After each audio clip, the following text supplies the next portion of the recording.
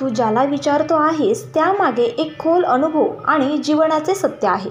सिंह राशीचा प्रवास म्हणजे अंधारातून तेजाकडे जाण्याचा संघर्ष आहे. हे मी तुला पूर्ण सविस्तर आणि विश्लेषणात्मक स्वरूपात सांगते. वाचन करून तुला स्वतःच्या अनुभवांची जुळवाजुळव होईलच, पण पुढे काय करायचं हेही स्पष्ट होईल. सिंह राशीचा प्रवास खरंच खूप आव्हानात्मक राहिला आहे. विशेषतः गेल्या काही वर्षात. थोडक्यात सांगायचं झालं तर सिंह राशीने गेल्या काही वर्षात जे काही भोगलं आहे ते फक्त काळाचे कठोर धडे होते.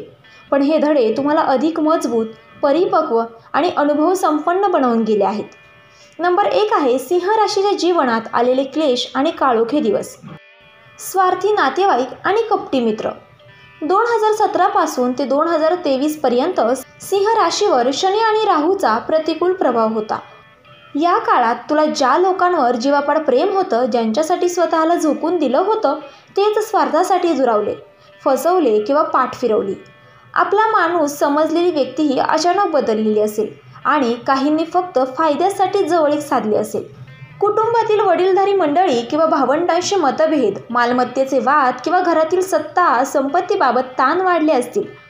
आता वाद, संघर्ष आणि तुटलेली माणसं. मंगळाचा अशुभ प्रभाव आणि शनीचे 7.5चा परिणाम. या काळात वादविवाद टोकाला गेले. कोर्ट कचऱ्या, जमीन, मालमत्ता वाद किंवा नात्यांमध्ये कटुता निर्माण झाली असेल. तुला वारंवार सिद्ध करावं लागलं असेल की तू चुकीचा नाहीस, पण समोरच्यांनी समजून घेतलं नसेल. आता व्यसनाकडे झुकावं. मनातील निराशा, अपमान, दुःख आणि एकटेपणा यामुळे काहींना दारू, सिगारेट किंवा इतर व्यसनांचा आधार घ्यावा लागला असेल. सिंह राशीचा स्वभाव मोठा आहे, त्यामुळे जेव्हा मनाचा प्रचंड अपमान होतो तेव्हा स्वतःलाच यात अडकवण्याचा धोका असतो.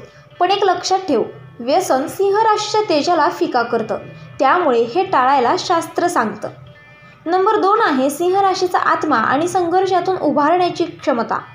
सिंह म्हणजे राजा, संकटात असला तरी तेजस्वी. सिंह राशीचे लोक संकटात असताना जरी झुकले तरी ते तुटत नाहीत.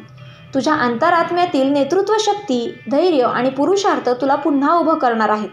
ज्या लोकांनी तुला वेदना दिल्या ते एक दिवस तुझ्या सामर्थ्याची झलक पाहतील आणि पश्चाताप करतील. नंबर 3 आहे आता बदलतोय काळ. सिंह राशीच्या पुढील दिवसांचे तपशीलवार विश्लेषण. 2025 मधील मुख्य ग्रहयोग. शनी कुंभ राशीत आहे, तुला 7व्या स्थानातून दृष्टी देतोय. नात्यांमध्ये शुद्धीकरण घडेल. गुरु मेष राशीत आहे, तेही 9व्या स्थानात. भाग्योदय, सन्मान, यात्रा, नवीन संधी आणि उत्तम मार्गदर्शन मिळेल. राहू मीन राशीत असून त्याचे 8वे स्थान आहे. छुप्या शत्रूंना ओळखून त्यांना दूर ठेवण्याचा सल्ला आहे. नात्यांमधून सुटका आणि नवे बंध.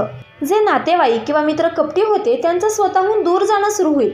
नवीन लोक येतील जे प्रामाणिक, विश्वासू आणि तुला पुढे नेणारे असतील. जर लग्नासाठी विचार करत असशील तर 2025च्या मध्यापासून योग जुळण्याची शक्यता प्रबळ आहे.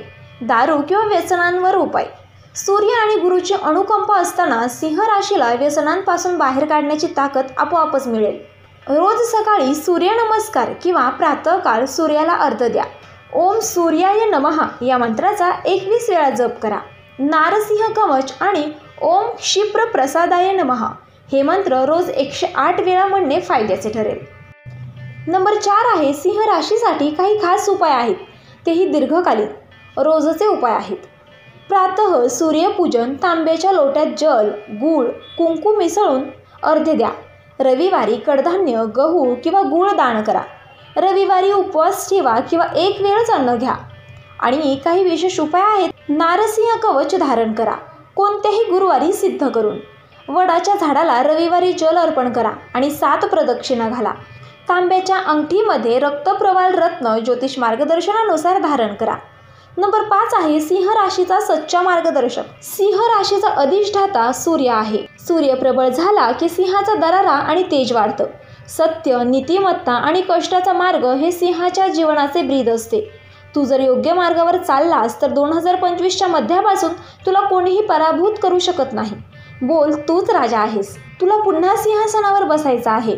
तुला आता अथक प्रयत्न करावे लागणार आहेत. त्यामुळे आता शांत बसायचं नाही, आपले ध्येय गाठायचं आहे. तर मित्रांनो, व्हिडिओ आवडला असेल तर व्हिडिओला लाईक करा, चॅनलला सबस्क्राईब करा आणि आजचा व्हिडिओ शेवटपर्यंत पाहिल्याबद्दल धन्यवाद. श्री स्वामी समर्थ.